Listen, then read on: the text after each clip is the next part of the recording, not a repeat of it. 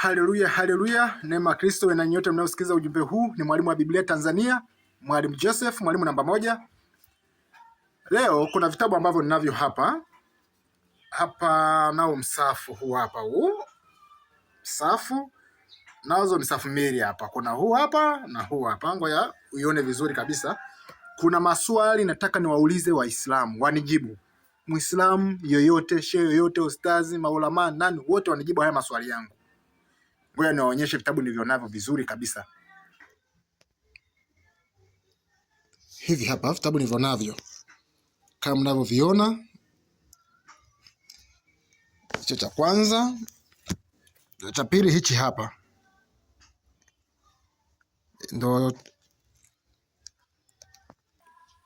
hivi ndivyo vitabu nilivyo navyo na maswali yangu yapo kwenye vitabu. Huwa wanasema ni neno la Mungu. Kwa nataka niulize maswali nijibiwe.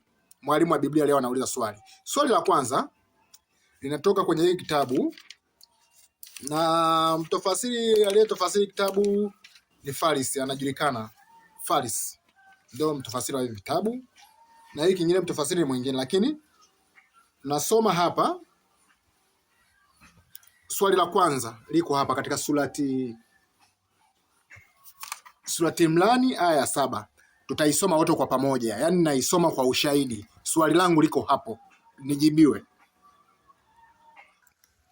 Swali liko hapa linasema katika surati Imran hii hapa, surati Imran sura ya 3 aya ya 7. Sura ya 3 aya ya 7.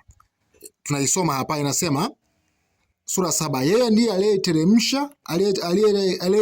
aliyekuteremshia kitabu hiki Qur'an. Ndani yake zimo aya muhakam nyepesi kufahamika, ambazo ndizo msingi asili wa kitabu hiki. Na ziko nyingine mtashabiati, zinababaisha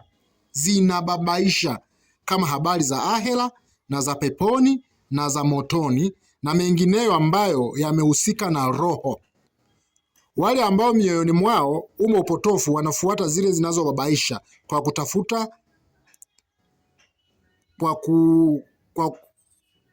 kwa kutaka kuwa karibu na watu, kutaka kujua hakika yake vipi.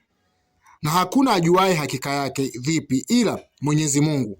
Na wale waliozama katika elimu husema tumeziamini zote zimetoka kwa Mola wetu, na hawakumbuki isipokuwa wenye akili. Kwa hiyo hiki kitabu zimo zinazobabaisha, habari za ahera, habari za motoni na habari za Roho Mtakatifu zinababaisha.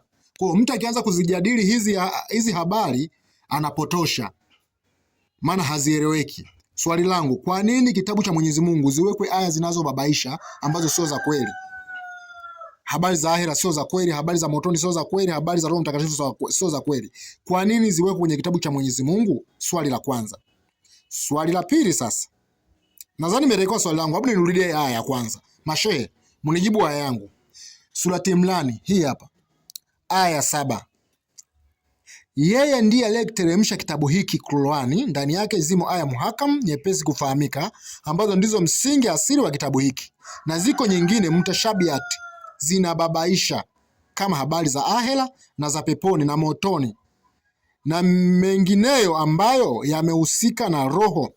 Wale ambao mioyoni mwao una upotofu wanafuata zile zinazobabaisha kwa kutaka kuharibu watu na kutaka kujua hakika yake vipi. Na hakuna ajuaye hakika yake vipi ila Mwenyezi Mungu. Na wale waliozama katika elimu husema sisi tunaziamini zote zimetoka kwa Mola wetu, na hawakumbuki isipokuwa wenye akili. Kwa hiyo wale ambao wanasema hiki kitabu yote yametoka kwa Mwenyezi Mungu hawana akili, hawajitambui. Ila wenye akili wanajua kabisa kwamba hivi vitu havijatoka kwa Mwenyezi Mungu. Sasa wewe shehe, nijibu swali langu ya hiki kitabu kwamba kwa nini mengine hayajatoka kwa Mwenyezi Mungu na nyinyi mnayaamini yote kwamba kitabu cha Qur'ani ni kitabu kilichoshushwa na Mwenyezi Mungu? Swali langu nijibiwe. Kwa nini kuna mambo ambayo yanababaisha sio ya kweli yako kwenye hiki kitabu? Hilo ni swali la kwanza. Swali la pili linakuja ambalo ni aliyekiteremsha hiki kitabu ni nani? Na swali la tatu, Nataka kujua wanafunzi wa Yesu Kristo walikuwa wanaitwa wakina nane? Maana inasema wanafunzi wa Yesu Kristo walikuwa ni Waislamu. Kwa hiyo tunaenda swali la pili na swali la tatu. Tuishie swali la kwanza nijibiwe, na kipande cha pili swali la pili, na kipande cha tatu swali la tatu. Kwa hiyo tunaishia hapa, tunaangalia swali la pili. Naomba nijibiwe, kwa nini kitabu cha Mwenyezi Mungu kina aya za kubabaisha, kinapotosha watu, kinapotosha umma, na mashehe wanazuoni wote wanasema kwamba haya ni maneno ya Mwenyezi Mungu yote, na huku imekataa kwamba wenye akili wayaamini yote yaliyo humu. Mimi ni Mkristo, ni mwanafunzi wa Yesu Kristo, na muamini Yesu Kristo kwamba ni Bwana, ni Mungu na Mwokozi wa maisha yangu. Simwamini mwingine, maana Yesu Kristo alitoa amri ya kuyatoa mapepo kwa jina lake. Na majini ni mapepo, ni mashetani.